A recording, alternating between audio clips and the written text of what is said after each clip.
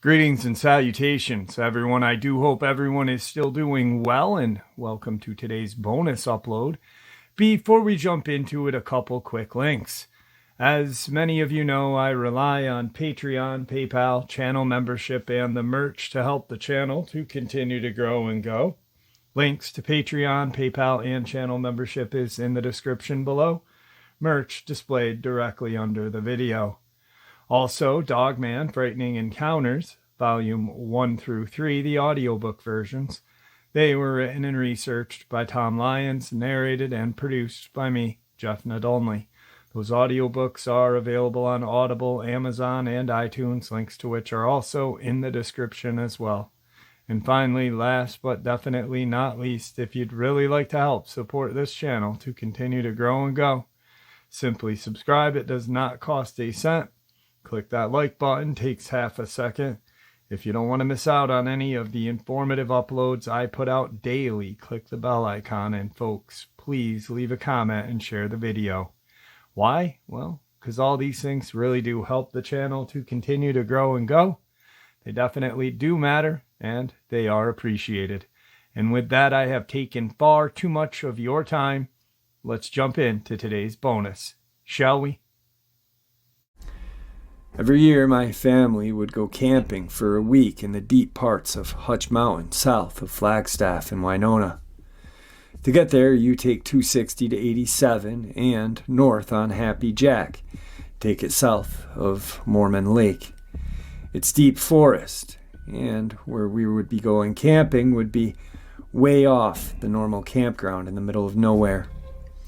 We would get up around 3 or 4 in the morning, pack the truck up. My dad had this large lifted truck that looked like a Ford F-250. My dad's truck looked just like Bigfoot, the monster truck, with a shell on the back. Every year we would show up to Hutch in the dark. This was one of the funnest parts because every time we would drive at night, we would see all kinds of animals with the spotlight. My dad had a high-powered spotlight, like the one seen on E.T. But this night, I was in for something I'd never seen before. We would turn the light off and use it only on low light and hand spotlight. I would hang out the window. I was maybe 8 to 10 years old. I'd been spotting animals with the spotlight all night. We had seen some deer, some elk, some skunk on the dirt road. A lot of animals like normal. We had to take the trail slow because of all the animals. Elk would just walk in front of the truck all the time. To the right of me, I had seen 2 red glowing eyes. Not normal for some reason. I had this uncomfortable fear that something wasn't right. The forest was dead quiet. I turned the spotlight on these 2 glowing red eyes. And what I saw was a large wolf-like animal standing on 2 legs. It had a face like a wolf and dark black animal fur. If you'd ever seen the Nothing from Neverending Story, that's what it looked like. It moved just like a person. The light was on it for about 2 seconds. It took some steps backwards into the heavy brush. I tried to get my dad to see it, but it happened so fast, only my brother and I saw it. My dad said it must have been a black bear. No, it was not. We've seen black bear before. My dad's truck has a lift kit on it about 3 feet off the ground. This thing was easily 6 feet. Also, there was no sounds of animals. I felt cold after seeing this thing. One other thing that was strange on this camping trip was the amount of coyote around our camp that trip. They were active all night, howling. They would circle around our camp at night. And they would get unusually close to the campfire. The animals seemed to have no fear of us. This was strange to me. If we had to use the restroom, we did it in a group because of the coyotes around the camp. This was like 3 days in on a 5-day trip. I will never forget what I saw that night. This is the first time I've ever shared this encounter with anybody. I'm 39 years old. I've studied wildlife for most of my life. To this day, I have no idea what it was. I know it was watching us. I could feel it. Could this animal control other animals like the coyotes, you think? My second encounter was in California at my grandfather's place. Not sure where it was, but it was a forest, like by and around the home. I knew it was government-owned property for military family. It was fenced in and had military police at the entrance. My grandfather worked for the Pentagon. We don't know what he did, but we know he worked for them. He never spoke about what he did. He was very secretive. Only reason we knew this was because his death, the military, let us know some of the unclassified places he had worked in for legal reasons, for assessed, and so on. We found out he had worked in counterintelligence. He was highly decorated. 2 weeks before he spoke to me about some things he did. I'm 35 at the time. This was first time he ever told me anything about what he did. None of his kids had any idea what he was doing. His specialty was in occult activity in the United States. I'm currently working on an investigation in human trafficking with the Jehovah's Witnesses. We spoke about all kinds of things, but this was not like story time. It was more of a debriefing. He told me that monsters are real and that he felt that dogmen are evil. They are satanic. My grandfather is a religious fanatic and is obsessed with Christianity. The reason I'm telling you this is after seeing your show about Dogman, I believe he had worked with them in the past. Back to my story. It was about 9 p.m. at my grandfather's house. My grandfather's backyard had a hill that was full of forest behind it, a very small backyard that led to a hill with the forest. So I'm 8 to 10 at this time. I was walking by the window. It was dead quiet, but the moon was bright and you could see outside. I felt like I was being watched. I had goosebumps. I know something was out there. I could feel it. It was dead quiet outside. No bugs, nothing. I look out the window. This was not just a normal window. It took up most of the back wall. It was a massive 2-part glass window. There it was, looking directly at me. I was so scared I couldn't move or talk. I just froze. It was just me and this creature looking directly at me. It was dark black fur, standing on 2 legs staring at me. I looked at it through the window. It waved its hand and turned around very slowly and began to crawl on 4 legs up the hill. It turned around for a moment and gave me an evil grin.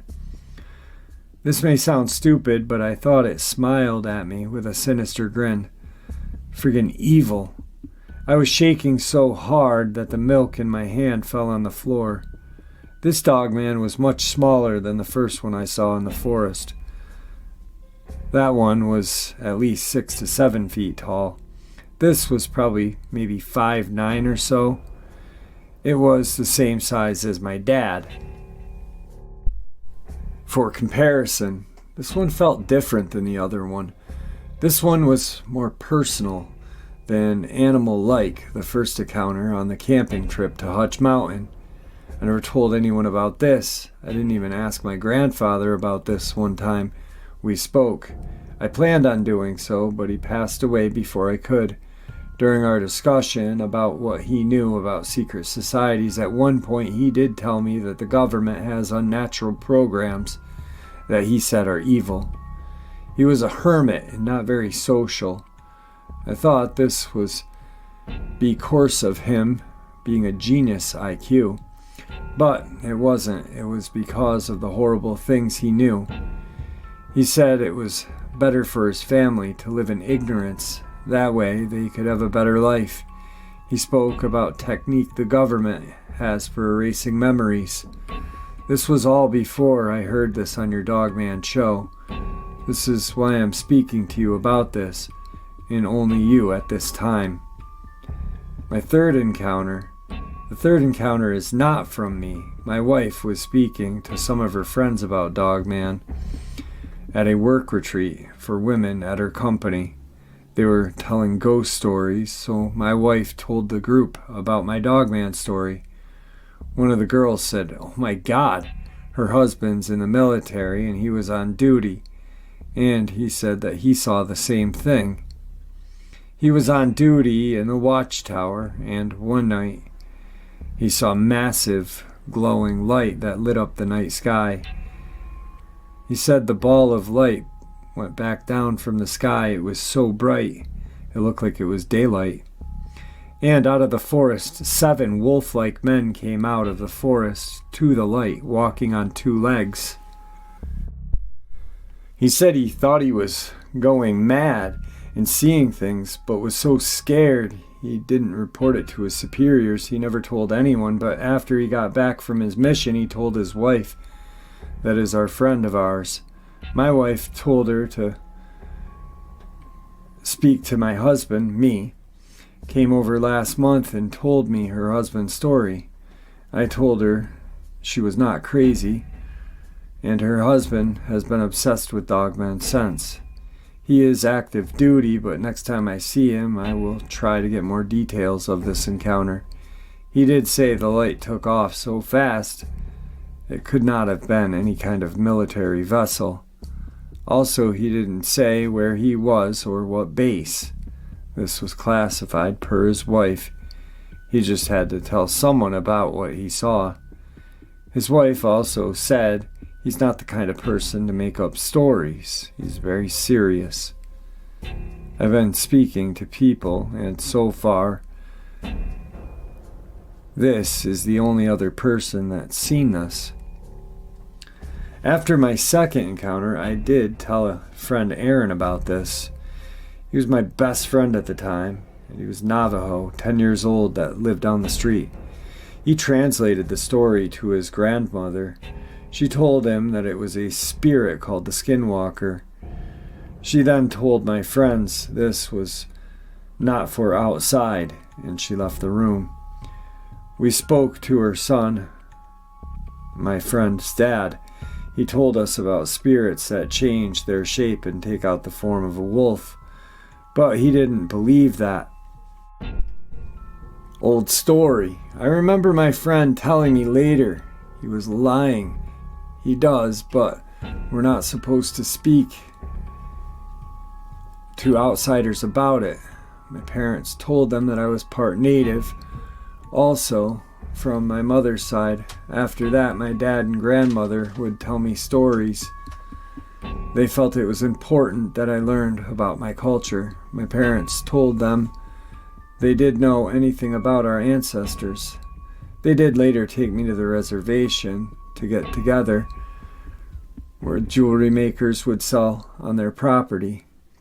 He spoke to other native people about what I saw. They didn't say much, but me and my friend left to go get some ice cream at a story area with a food shop that was about a mile or so away. From the festival, you had to walk across the open desert to get to it. A long walk, but we were bored. And my friend told me they sell ice cream at one of the shops. On our way back, a strange man started following us. We couldn't make out his face. He had a hoodie on. We started running and screaming for help. As he ran, the man followed us. As we got closer to the festival, some of the Navajo men came running to help us, but when we turned around, the man was gone, and only a couple coyotes were left behind. The men were very upset.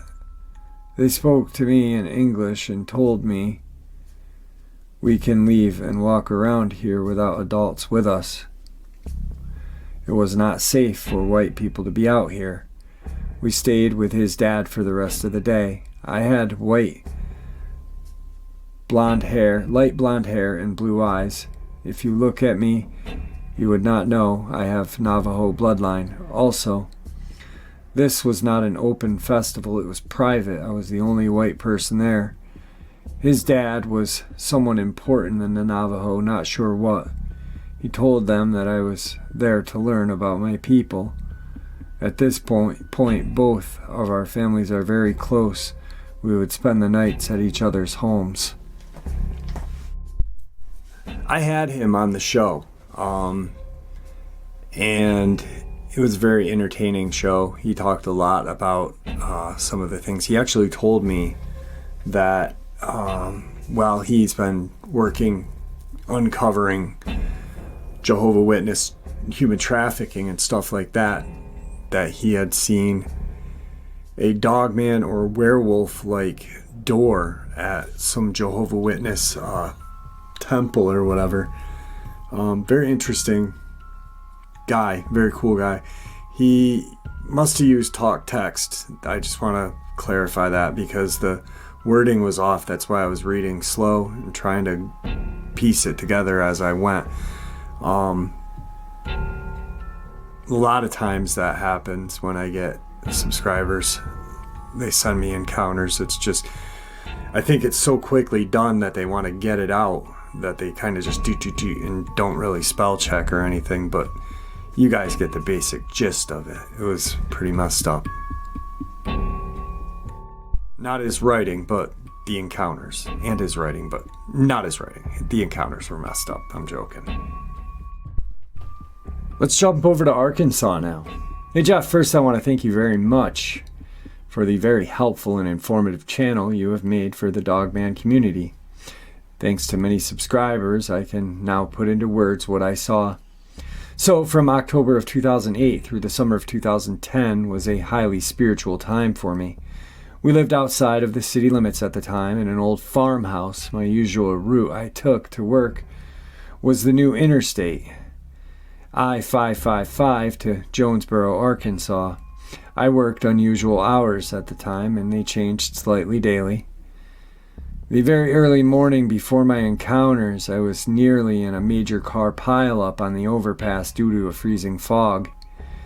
It shook me very badly, and I even pulled over on the shoulder and called to wake up my husband because I needed him to help calm me down.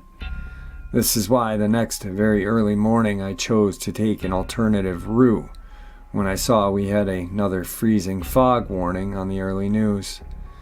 The best I can describe where it happened is to go to a community of Painway, Arkansas, then find the old Highway 463. When you do that, you can go to Street View on the map and go towards the town of Truman. Only go about 3 miles down through the past the small community on the gravel road on your left. There will be a thick tree line on your right and fields on your left. So as I'm driving slowly and cautiously down 463, I saw up ahead a car with its hazard lights going in the opposite lane. Since there was really no shoulder, I immediately felt a sense of dread that increased as I got closer. I remember thinking, please don't step out in front of me asking for help. Not to be mean person, but because I don't feel safe stopping for strangers on an isolated road.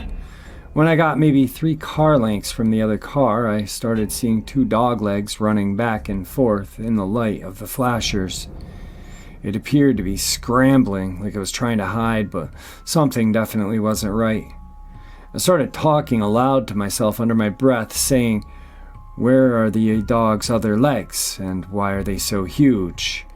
Then, just as I got right up to the front of this car, this thing stepped out all the way to the yellow line on the highway. It all happened so fast, but I knew my unexplained fear I felt was correct because this very, very huge werewolf was right there. Freezing fog be damned, I stomped on the accelerator in pure panic, yelling to myself, "That was a werewolf, a freaking werewolf!" No statum. There's no such thing, but there it was. Was it chasing someone? Was that why it was scrambling around? Answering myself, I said, "No, you looked for any humans and there wasn't any. Just a bleep bleep werewolf. This can't be happening." I don't remember getting on the interstate, only driving down it towards my job in a panic. I really wanted to stop somewhere and call my husband, but my body took over and kept going, gripping the steering wheel and had the accelerator pushed to the floor. It took a long while, but to get calmed down enough so nobody at work would notice and ask me about it, because there was no way I was telling anybody about seeing a friggin' werewolf. Luckily, I only saw one person at work until after 8 a.m., and that was roughly 4 hours after the encounter or sighting, or whatever it was. When it was running around the car, I knew it moved too fast to be a dog, and it only had 2 legs. And when it stepped out right beside me, it stood straight up like a human, but had a wolf's head.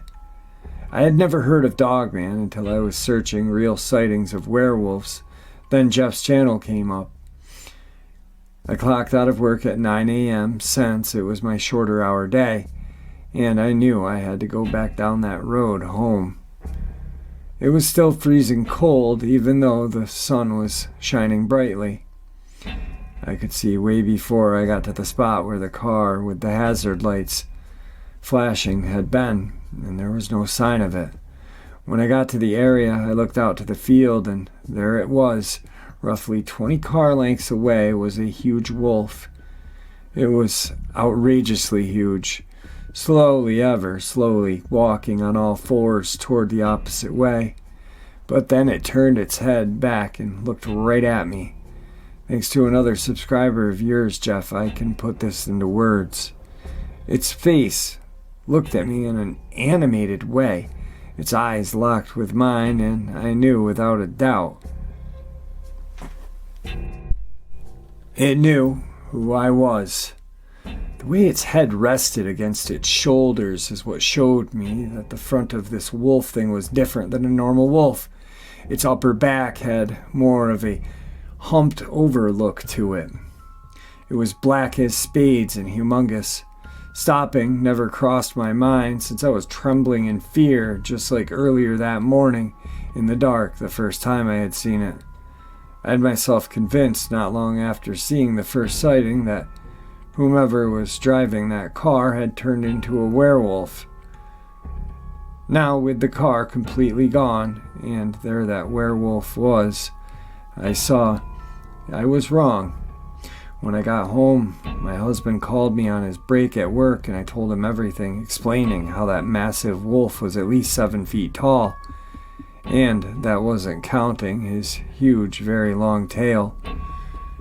Just from his head to the start of his tail, I was talking so fast and frantically telling him everything. He knows me better than anyone else does. I was not mistaken what I saw. With something else. Since then, we periodically will take that road on our way home looking for my wolf or my werewolf. So many questions ran through my head months after. Like, where did it go all those hours? Did whomever come back to the car? What was it doing there? Is the Dogman the same as what I heard men talk about they had seen decades ago? Hellhounds? They said their eyes glowed red. This creature's eyes weren't red or glowing. Before finding your channel, Jeff, my husband has been the only other living soul I have ever shared this with. Today's third Arkansas encounter.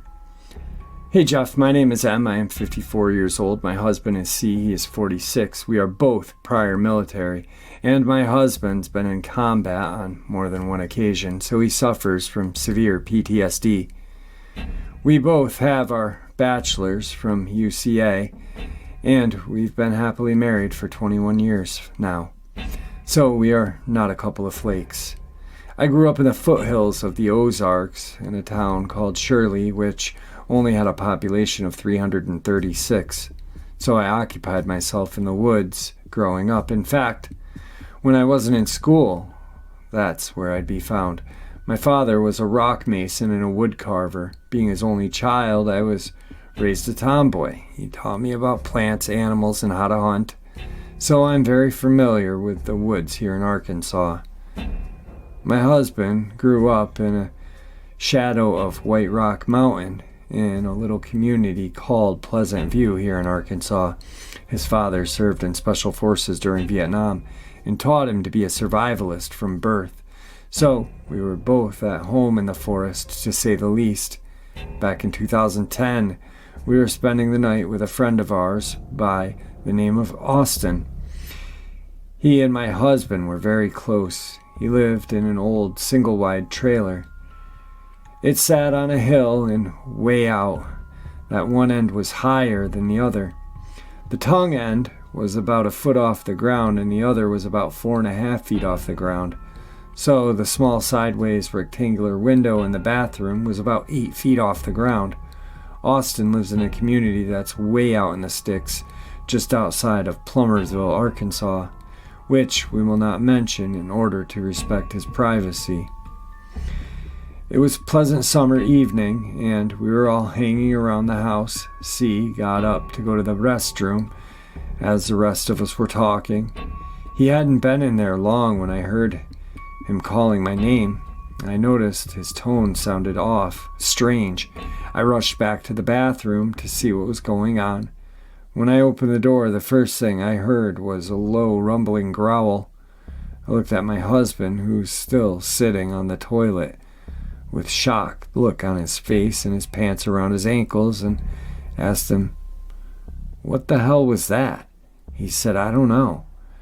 With it being dark out, I couldn't see anything out the long, skinny window, so I ran over and turned up the light and went back to the window. The street light was out of my line of sight, but still illuminated that end of the yard. There was a small strip of mowed grass at the end of the trailer, and then there was a short bush. All I could see was a large mass on all fours parting the tall grass and shrubbery.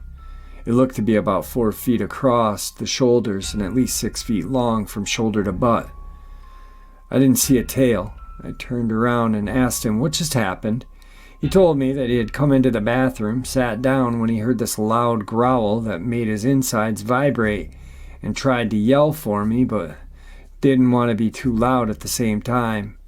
He says it had growled a low rumbling growl that was similar to the one that I had heard just after this. I know that what we heard was no dog, no coyote, no bear, none of which could ever growl like this. Only my husband heard the first and loudest and scariest growl/snarl of them all, which scared him stiff. He said he felt all the blood in his body pour down to his feet in fear, worst of which was he felt the first growl on the back of his neck literally through the open window, which only had a screen between him and the creature. It was one of those turn the handle and the blades of glass would open windows, and the bottom of this window was 8 feet off the ground. He was afraid to turn around and look out the window. He swore it sounded like a werewolf from the movies, and as a canine for sure, and doesn't remember any smells. At this time, we had never researched or knew about Dogman or werewolves being real. My husband says that when he was sitting on the toilet and the beast growled on his neck, it was the scariest moment in his entire life. That's coming from someone who has seen absolute worst and best of humanity. He said if he hadn't been on the toilet, he probably would have wet or soiled himself. Also, Austin had a pit bull outside tied up at the back corner of the trailer, almost right next to the window that was located behind my husband, as he was doing his business on the toilet. We never heard a peep out of her during all of this. This all happened late in the evening, and in the morning we found out why. She was lying in the yard with her chest and stomach ripped out and the contents were gone. We felt so bad for her. My husband thinks he interrupted the beast while he was eating her, and it voiced its displeasure at him. A few years later, in 2014-2015, we were in Bush, Arkansas. We had 10 acres with a medium-sized creek that ran down the backside of our property, which empties into the White River at the southeast corner of our land. Beyond the creek, at the back side of the property, is Army Corps of Engineers land. Our property was roughly rectangular in shape. The road we lived down dead-ended and became a very long, curvy driveway. The house was in the middle of the acreage. You couldn't see the house from our steel gate at the entrance. If you were standing at the end of our driveway, the house and shed would be on your right, and the only house that was close to us was back down the drive to the left of our gate about 150 feet, and had two 8x8 metal sheds at the end of their single-wide mobile home. Their fence ran down the full length of our driveway. The first time something happened, I was taking Sugar Bear, our miniature poodle, out to go to the bathroom at 2 in the morning. I usually walked her on a leash because there's bobcats, coyotes. My husband even went face-to-face with a mountain lion one evening, even though Fish and Game denies they are out here. It was a clear night, the full moon, so I didn't take a flashlight. I was just across the driveway near the fence that marked our property boundary when I heard a rock hit the tree near me from across the fence. It went thwack against the tree, thump thump on the ground. My heart began to beat faster as I struggled to see what was there. I couldn't see what threw it, but my first thought was Bigfoot. Sugar didn't bark, but she was heading toward the house, tugging on the leash.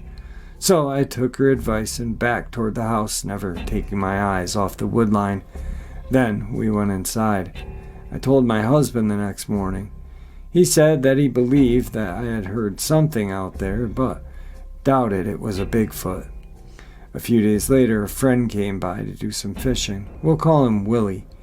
He took his gear, a water jug, and one of our large handheld spotlights. It was around 5 p.m. when he went down to the creek.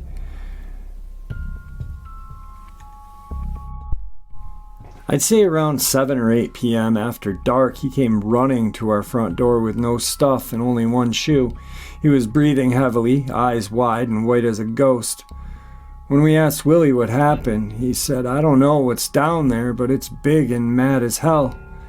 We asked where all the stuff was, and he added, "I left it down there and I'm not going back for it. I ran plumb out of one of my shoes. I'm never fishing here again." He told us that the spotlight had died on him, so he didn't get a good look at it. So he stayed the night, and we told him we would go get his stuff the next day. The next morning, my husband and I went to the dock to grab his stuff. His fishing gear was untouched, but his shoe was missing, as well as his water jug. We found his shoe about 30 feet up the creek and his bottle on the bank about 10 or more feet from the stream. My husband didn't know what to think because Willie is a bit of a lush and had the tendency to spin a good yarn now and then. But I believed him. I mean, the man ran out of his sneaker and kept running. A few nights later, I was taking Sugar out at approximately 2:30, maybe 3 in the morning. This time, instead of heading toward the river, I took her out toward the gate at the opposite end of the driveway. I took a small handheld spotlight with a click switch on it that night. We had turned off the street light that stood between our house and the shed because we liked to look at the stars. As we walked past the sheds, which were on my right, I heard wham as something huge smacked the side of one of our sheds. I was so startled that when I jumped, I clicked off the light and dropped it at my feet. As fast as I could pick it up and turn it on and scan the area, nothing, absolutely nothing is what I saw. I figured it was hiding behind one of them. This time Sugar ran behind me barking. I was tired and I had forgotten to put her on her leash. I backed up toward the house, my heart thumping. We went inside. This went on every 2 weeks or so. He did this for about a month and a half, but each time it smacked the shed, I jumped less and less. I was startled, but I was curious at the same time. I really wanted to see this thing. After this, I brought my 12-gauge pump with me every night as a precaution. After all, there are wild animals, and they can be unpredictable. The next morning, I told my husband what happened, and he just looked at me puzzled and gave me the typical spouse who hasn't seen or heard anything in response. "I don't know, babe. Maybe you're imagining things." Even after what happened to our friend, I wasn't angry with him for his response. He just hadn't seen or heard anything yet. I never pumped my shotgun any of these times that this had happened because I never felt threatened. It never growled at me or made any vocalization. It felt more like it was laughing at me inside, thinking, I'm watching this silly human jump. I never smelled anything, but I think that was because it crosses the river and possibly the creek to get there, depending on where it crossed the river.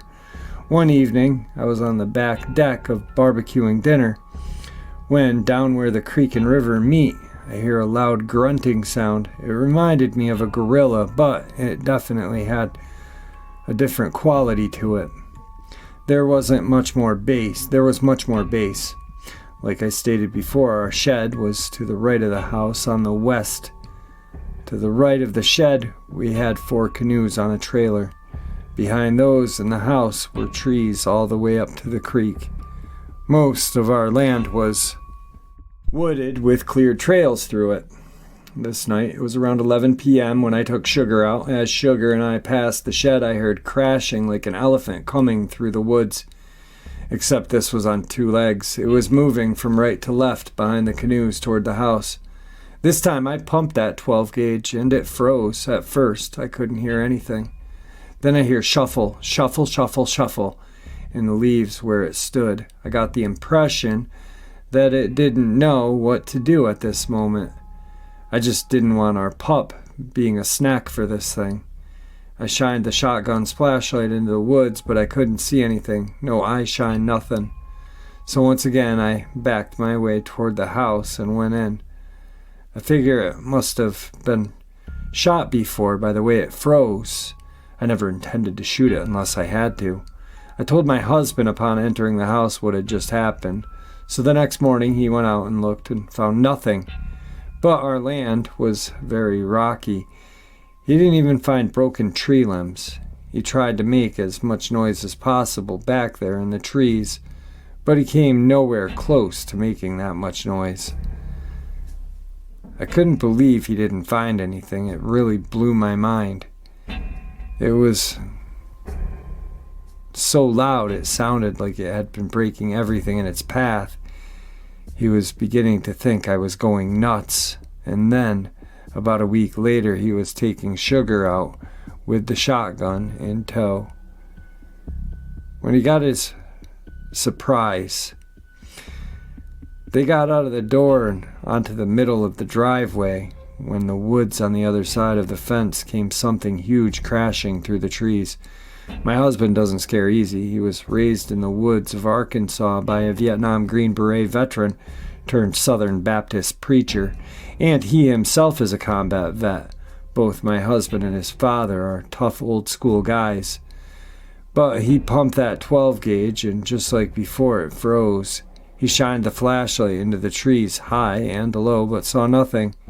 He said it sounded like a prehistoric mammoth crashing through the woods, coming toward him. But he couldn't see or find anything. Much like myself, he backed into the house, shotgun at the ready. A few days later, the neighbors at the gate end of our driveway told us that just after dark that night, before they had chased a large man off their property to ours. I have always wanted to go back there and see if he's still there, but I can't get anyone to go with me. I wonder if anyone would be interested. We moved not long after that. We moved to a suburb on Rogers on Beaver Lake called Prairie Creek. After all this, my husband bought us all Glock 10s, or Glock 10 millimeters. Our son lives with us, so there's 3 Glocks.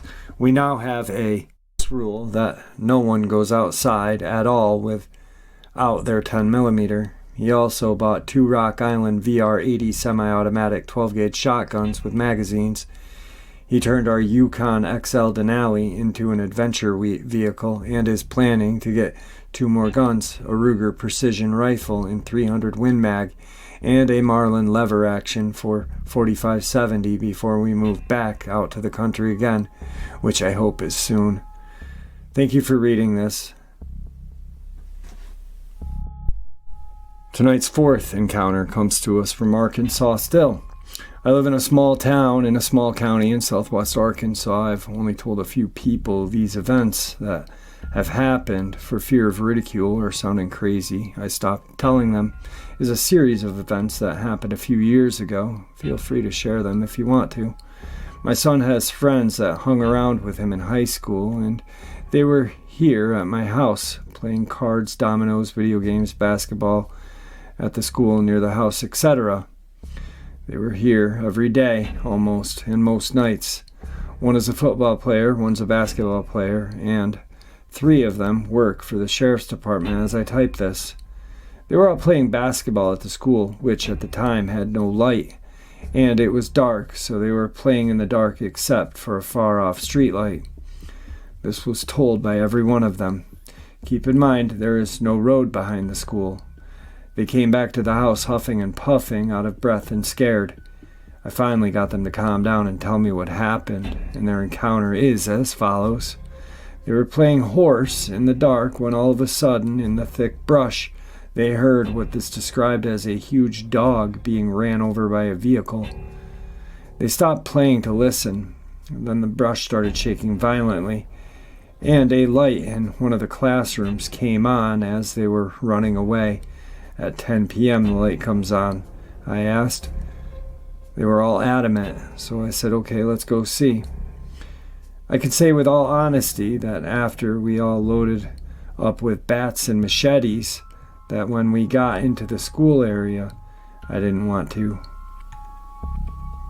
get out, and neither did they. There is a heavy darkness behind the school, and the headlights were struggling to penetrate. We all got out except for one, and to this day they don't like talking about it. The story doesn't end there either. About a week after that happened, it was dark with a crescent moon. There's loud howling right beside my house where there are no lights. Some people I know will say dog and wolves aren't around here, but I have heard dogs and I have heard coyotes. I spent countless hours in the woods while growing up with my 4 brothers and my dad because we did a lot of hunting and fishing, or we wouldn't have much meat. This howl vibrated the windows and made the hair stand on the back of my neck. I turned the porch light on and went out onto the porch, but whatever it was gone. About a month after that, again, very dark, there was a howl beside the porch. It was so loud it sounded like it was in the middle of the living room.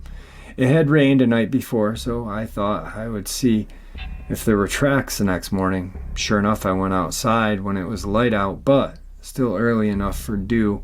I found 2 tracks. I wear a size 11, and these tracks weren't as long as mine, but they were almost as wide and almost shaped of a foot, but different.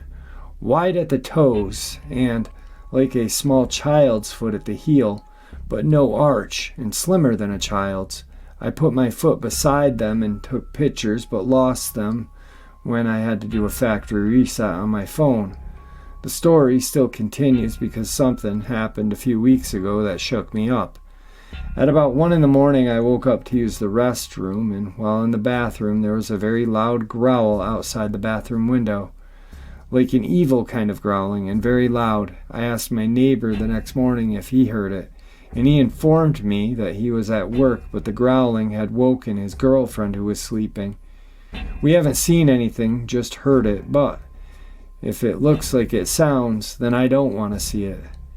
I am glad to finally get this out, and I appreciate you giving me and others an outlet to clear the air. Thank you for your time.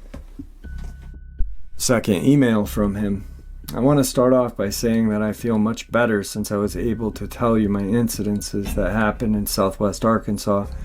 Did I mention I live about 17 miles from Boggy Creek? I have another incident that freaked me out. I was on my parents' porch with my dad's dogs that I'll call little brother and little sister. It was dark at night. I heard howling that shook me to the core, and the dogs, or actually big dogs, moved behind me like they were trying to hide. It was so loud that it vibrated my chest. These 2 dogs followed me everywhere, and I stuck my head in to tell my dad what had happened. He told me to go check it out, and I thought I'd be brave with those two big dogs with me. I walked off the porch with a flashlight in hand, but when I looked around me, the dogs were not there. I heard the howl one more time, and I made a beeline back to the house. And who was there? Those two big brave dogs, trying to hide behind the chairs. It wasn't funny at the time, I can assure you. I shared your tale of events with my son's friends, and one of them, that was lagging behind, asked me why I didn't mention the strange lights. I told him the others didn't say anything about lights, except for the classroom. He said, yes, sir, there were dim lights coming from the brush where the sounds were coming from. And there you have it, folks. I do hope you all enjoyed today's bonus as much as I enjoyed sharing it with you. I'd like to thank you all for supporting the channel. It is, after all, your support that helps the channel to continue to grow and go, and what gives us all a place and a chance to share our experiences and theories judgment-free. Everyone is simply treated with the respect that we deserve. Stay safe, happy, healthy, and ever vigilant, keeping an eye on our children, pets, family, and friends. These creatures are real. They are out there and dangerous. Share this information with those you love and care about, and it may just help save their lives someday. Until next time, never stop asking questions, never stop searching for the truth, and God bless you all.